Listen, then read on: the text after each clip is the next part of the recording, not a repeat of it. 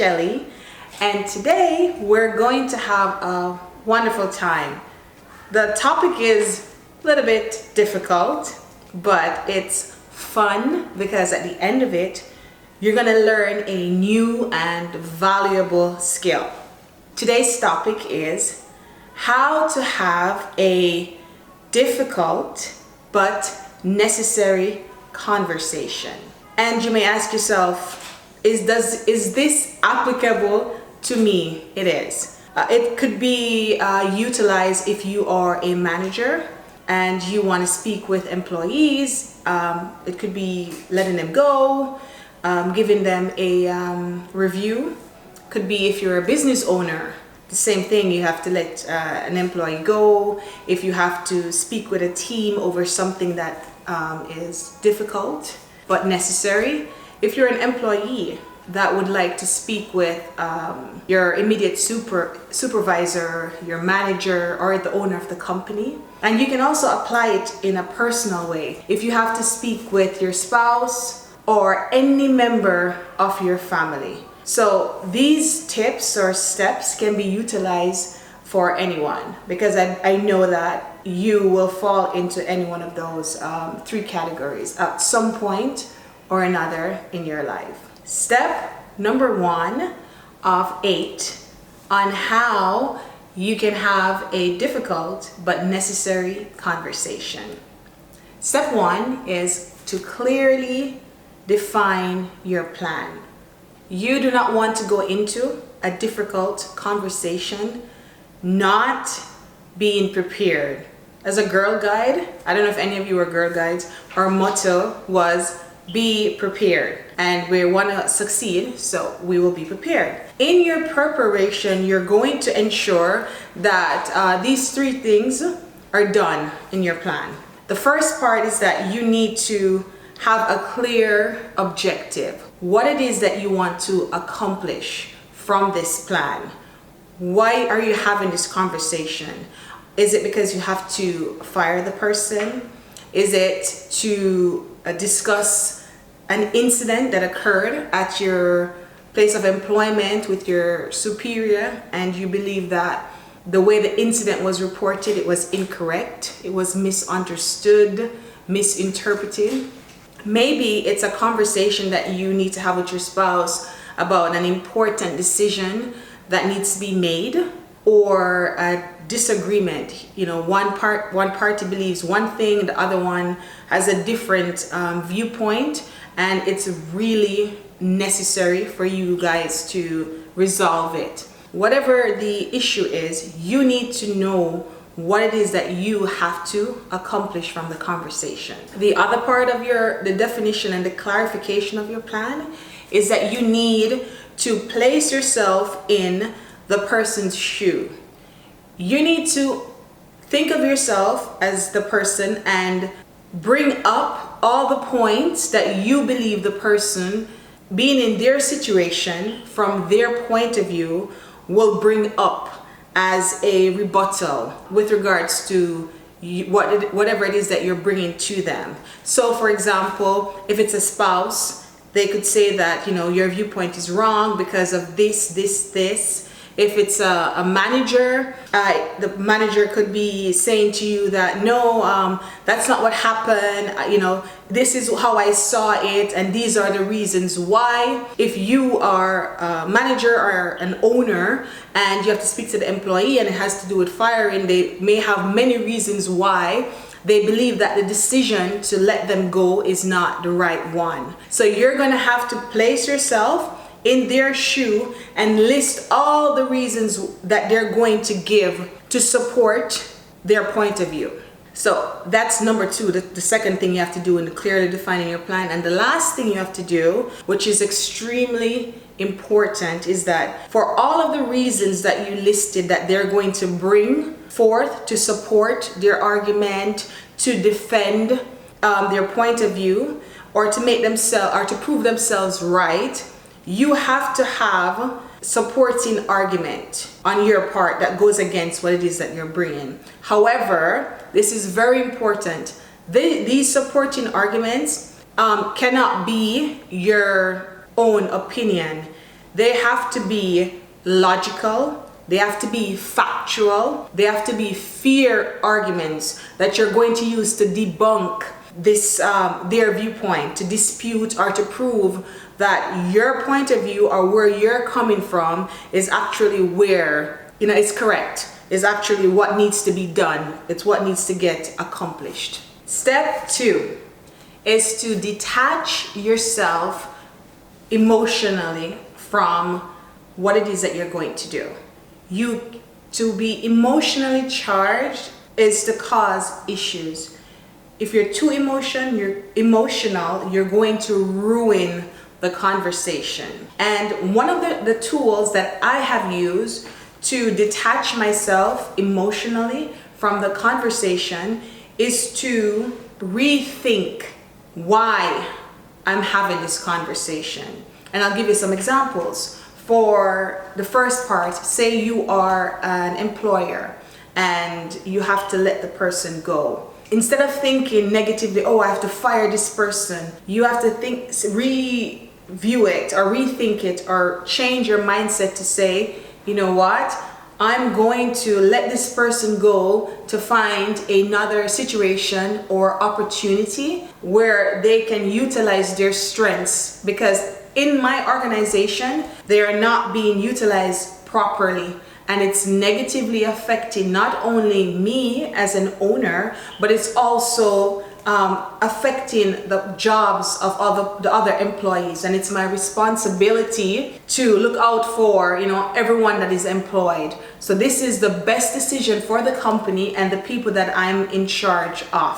If you are an employee and you have to speak to a manager or a supervisor about an issue, instead of viewing it like, oh, I'm going to have to confront this person because what they said and how they said it is wrong, and the way they viewed me in the situation is incorrect, so I'm going to confront them. You change your mindset to say, I'm going to speak with this person, have this conversation so that we will be able to improve our relationship.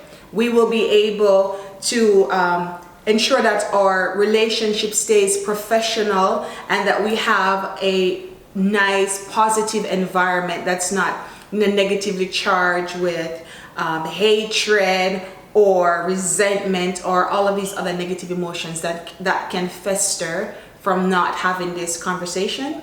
And in a personal way, say for example, for your spouse or a family member that you love, you could say that I have to have this conversation so that I can be transparent, so that we can be on the same page, so that we can have a relationship where even though our point of views are different, we can still be in a relationship, we can still love each other and share different point of views. Or if I share how it is that I see the thing, maybe I'll be able to convince them to make that decision, because after logically, fairly, and factually examining the situation, I believe that this is the route that we should take. Step 3 is taking responsibility. What do I mean by taking responsibility? This means you have to acknowledge your part in the whole incident, everything that you did wrong. For example, so everything that you did wrong, everything that the negative way that the person is actually viewing you before you started the conversation. So for example, if you're letting the person go, in their mindset, the person may be thinking this, and so you have to bring it forward. It's a way of disarming the next person. It's like reducing the negative charge. So you will say something like, I know you think that I'm the horrible boss that is going to rob you of your job, and it's the only avenue that you can gain income from. Or if you're speaking to a supervisor, you can say, I know you believe that I'm the employee that gives a lot of problems and I love to have confrontation and I may be difficult. Or if it's in a relationship, you can say, oh, I know you may think that I love fighting and I'm always disagreeing with you and your opinion does not mean anything to me, or my opinion is always right. So you state all of these negative charges or negative viewpoints that the person may be feeling about you before starting the conversation. And what this does is it disarms them, because they either go into defense in terms of saying, oh no, I don't think that, or oh, I understand, but it gives them a way to see or to step back from it. Because most persons, when you bring the negative to the forefront, they have to face it, and they know that that's what they are thinking. And so that makes it easier to go in, because that's not the elephant in the room anymore. It's already brought to the surface. And you may have one point of view for the situation, 2 or 3, but you have to list them out. And you have to take responsibility. Remember that part. So you take responsibility and you're listing out the negative things. So all these things is removing all the ammunition and the war tools that may, lead this in the opposite direction and make this this conversation go south instead of north, right? Step 4. This one is something that you would think people know, but people do not practice it, and it is listen, listen, listen. When we are in a conversation with someone, we hear what they're saying, but we're not listening. We're hearing so that we can be triggered, or that we can just be reply. In this situation, I'm training you to listen. I want you to listen, not because it's to keep you calm personally, but when someone is being listened to, they naturally calm down. People naturally like to feel that they are being heard. Okay, so it's very important. Also, by listening, you keep an open mind, and you can hear things that you didn't know. You might think that you know everything about the situation, but if you truly listen, new truths or new emotions and new revelation will come to the surface. So, and you can utilize everything that you're hearing and all the information you're picking up about what the person is going through and what they're feeling. You can use that as a tool to successfully bring the conversation where you want it to go. So listen. Step 5. Step 5 I learned from an FBI interrogation, negotiation expert. I read his book. It's incredible. Never Split the Difference. And it is called mirroring. So you're going to mirror the person's point of view back to them, but you're going to do it in a soothing, disc jockey voice, using open-ended questions. He said that this tool has led them to disarm persons with bombs, kidnappers, just every criminal activity that you can think of that persons' lives were at stake. They've utilized this as one of the tools. So it's extremely valuable. It sounds stupid, but it's extremely valuable. Mirroring. And what do I mean by that? After you've gone through step 4, which is listening, this is how you bring the information back to them. You'll say something like, what I hear you saying is that you believe that firing you is unfair and a horrible decision on my part, correct?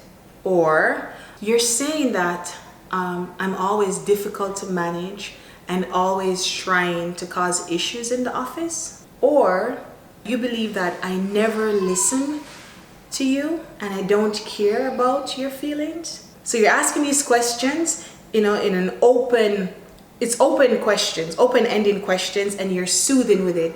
And this is really hard. If you're a high-strung person or you're extremely emotional, I find that this step is the toughest step to master. So you're gonna have to really dig in. However, step 6 is going to help you. So work really hard on this step, because this, my friends, are the key questions. Step 6, it's called empathize, but not sympathize. And so What is the difference between when you're empathizing and when you're sympathizing? Empathize means that you are able to place yourself in the person's shoe and you understand exactly what that person is going through, but you're not the one going through it. So you're still in control of your viewpoint. The sympathize means that you're on the person's side and you're feeling, you're letting their emotions and their point of view direct how you feel and your judgment and where you're going. And that's not what we want to do. You want to bring it back to the whole objective of why you're having this conversation. So you want to empathize, and I'll give you some examples. You empathize by addressing the main points, and most of the main points that cause difficult conversations, they're underlined by fears. So for example, the manager that has to let the person go, they can address some of the fears that the person may have. One of the main fears may be, I know that you are objecting to being fired because you're afraid that you will not find future employment. However, whatever it is that I can do on my part to assist you, I will, right? So you kind of disarm that fear. And you should. If you're able to assist someone as an owner, a manager, an employer in any way or form, for them to move on, you should try to assist them, especially if they have not been, extremely negligent or attacking or, destructive. If you can, you should. The next part is, if you are an employee, you can say to the manager, I know you believe that it is difficult for you to have this conversation because it's just going to create an environment of constant fighting, and other employees may see our relationship and our interactions and also do the same, but that's not what I want. I'm having these conversations to reduce that or to stop that from happening, to cause the opposite of that. I want us to have a wonderful professional working environment and relationship. Or if it's a spouse, you can say, I know you believe by us sitting down to talk about this subject, you feel as if we're always fighting and it's going to lead to our relationship being further destroyed, but that's not what I want to do. I want to bring this issue to the forefront so that we can go through it together and become stronger, improve our communication, and so that instead of our relationship deteriorating, it will improve. Step 7.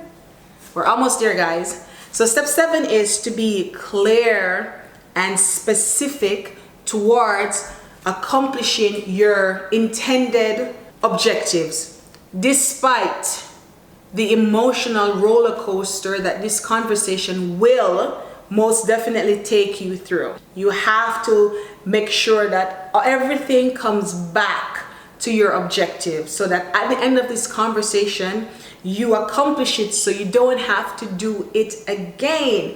So clear, specify, don't go around and around, go straight into it, guys. If you're firing your employee, they have to understand, despite whatever it is that you're bringing forward, that the whole objective of the conversation is that you're letting them go. If it's a boss, a manager, supervisor, the whole point of the conversation is to create or remove the miscommunication or the misunderstanding, or to give them new facts that they did not have about the incident.